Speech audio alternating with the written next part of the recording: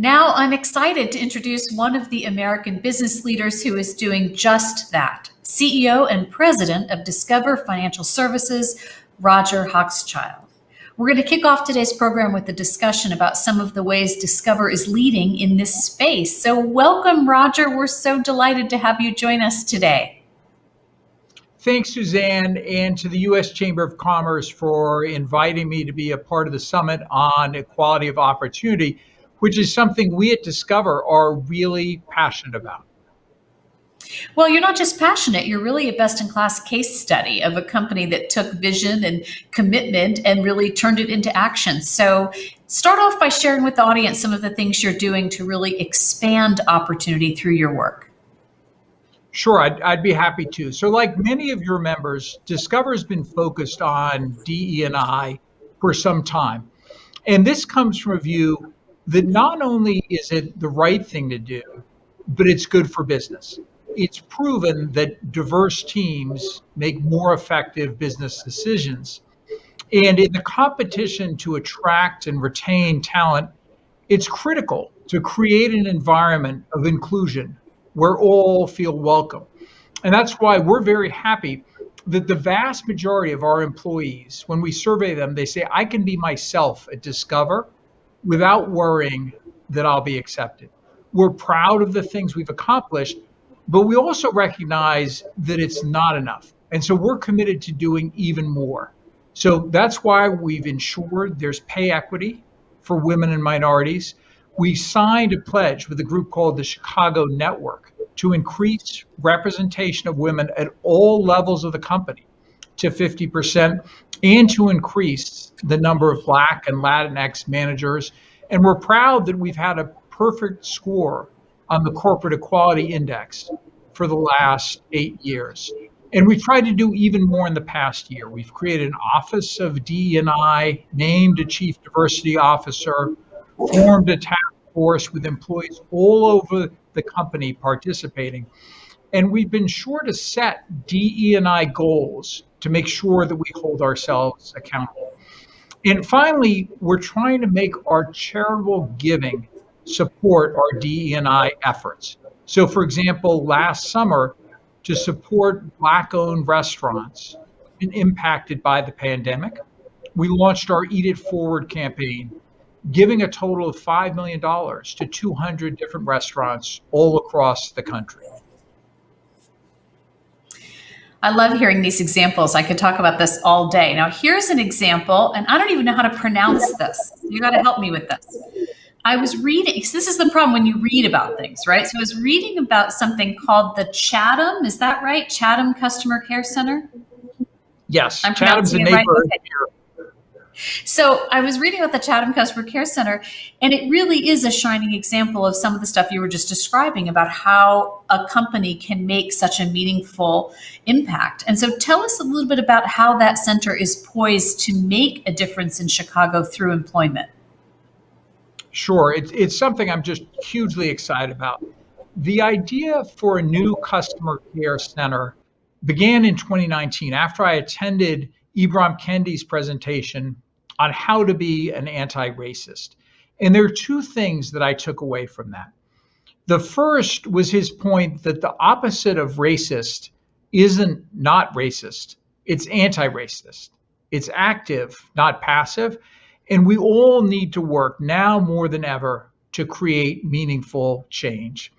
And second, I gained a deeper understanding of the way our systems perpetuate bias. And it got me thinking about the traditional corporate site selection process. You know, if you think about a company and a team looking for a new location, they don't say, let's not go to a predominantly Black or brown neighborhood. But instead they say, well, let's go where there's a highly educated workforce with great schools and a low crime rate, good transportation, good infrastructure. And all of these perpetuate the unequal opportunity in our society. So we decided that we would do our part to break that cycle and open a new customer care center in an economically challenged area right here in our hometown of Chicago. And call centers are critically important to us at Discover. We have 100% US based customer service, and our people and the experience they provide is a real differentiator. So when looking within the city at where to put our center, we were guided by Chicago Mayor Lori Lightfoot's Invest South/West initiative, which highlighted neighborhoods most in need of opportunity, one of which is Chatham. It's got a strong sense of community, dedicated businesses, and people committed to economic revitalization. There's a lot of untapped talent and residents who have long commutes to work. So we found an existing 100,000 square foot building in a central location. Actually, it was a vacant big box retail store, but we knew we could really quickly start construction, hire employees, and start making an impact. So we'll be hiring over 150 people by the end of the year. We've already got people up and running and taking calls, and we hope to scale to nearly 1,000 jobs over the next 4 years. It's also a great example of a public-private partnership. We talk a lot at the Chamber about when partners come together and bring their expertise, how magic can happen. And so talk a little bit about your partners in this work and how they helped bring your vision to life. Sure. So one of the things this project has helped me really understand is large companies, like many of your members, are uniquely able to bring jobs at scale directly into communities. And there's a real benefit to having the jobs in the community. There's a halo effect helping other small businesses. And so at one of our launch celebrations, I met a woman who ran a nail salon nearby, and she couldn't be more excited that 1,000 employees are coming by to support her business. So there'll be a network effect. And then having employees work in the community, not having long commutes, lets them do the types of things that I think many of us take for granted, right? They can volunteer with their kids. They can volunteer with their church. I talked to one of our managers, and he said he felt like he could be a better father because without an hour and a half commute, he could pick up his daughter at daycare. So there's a big difference between having the jobs and having the jobs in the community. But to your question, we had many partners in this effort, starting with great smaller companies, including the property manager, the real estate agency, the architectural firm.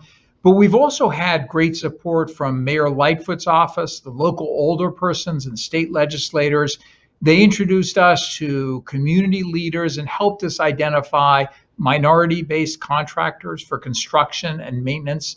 And then finally, we partnered with a lot of local nonprofit agencies to help promote job opportunities, and other community organizations are helping finding the pipeline of talent, but also the wraparound services for daycare, mental health, food insecurity, and other support for our employees' needs outside of work.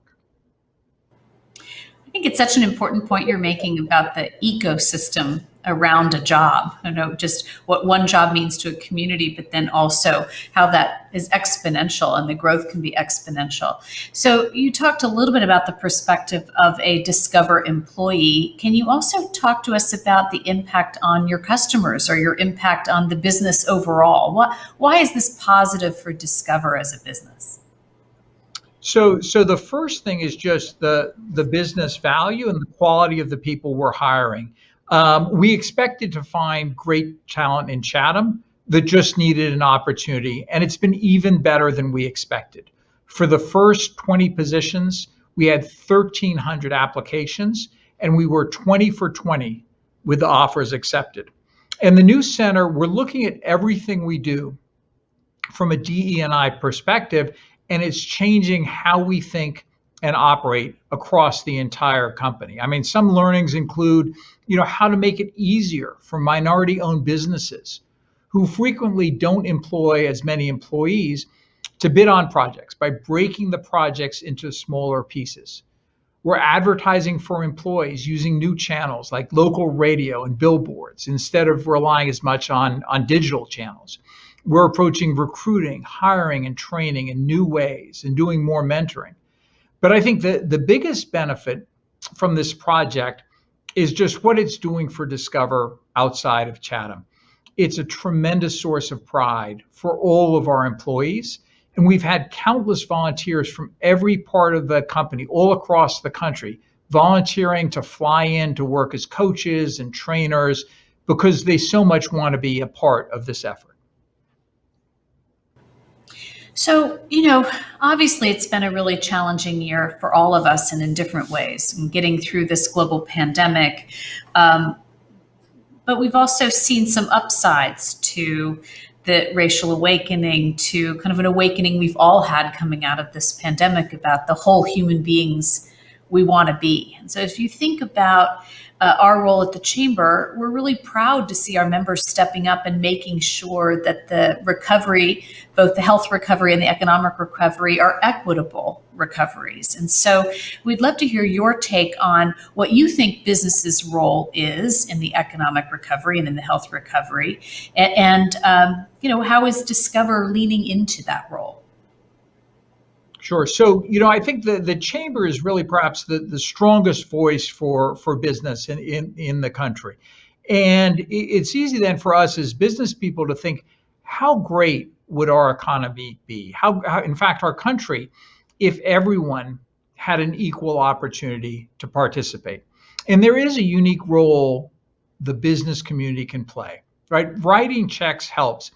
But what helps the most is bringing jobs and your products to the communities that have been disadvantaged for so long, frequently urban communities like Chatham. And, as the Nike slogan goes, just do it, right? Build a factory, open a branch, open a store, open a center. And I think you'll be really surprised at what you find. You're definitely singing the Chamber song about the importance of a job to a community, but you're putting a particular chorus on it about where those communities can be located and opening our eyes about moving beyond the traditional communities where companies tend to look. So I think it's a really important message that you're getting out there today. Let me ask you a final question. Again, challenging year for a lot of reasons as we're on the cusp, at least in the US, of a recovery. What makes you optimistic about the future? So I mean, it certainly has been a challenging time, right? But it took the murder of George Floyd, the tragic deaths of Breonna Taylor, Ahmaud Arbery, and many others, I think for us as a country to finally have conversations about difficult topics that we probably should have had decades ago, if not longer.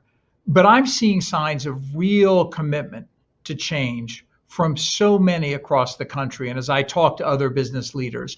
And I'm really determined that we at Discover do our part. And another thing we saw during the pandemic, countless stories about resilience, reinvention, people working to help their neighbors, the entrepreneurial spirit. And I believe a lot of that will continue. And then finally, just to end with a real pro-business message, for those who worry about socialism, I think the answer is to make capitalism work for everyone and bring opportunity to those who've been left out for so long. And as you pointed out, there's a unique role businesses can play.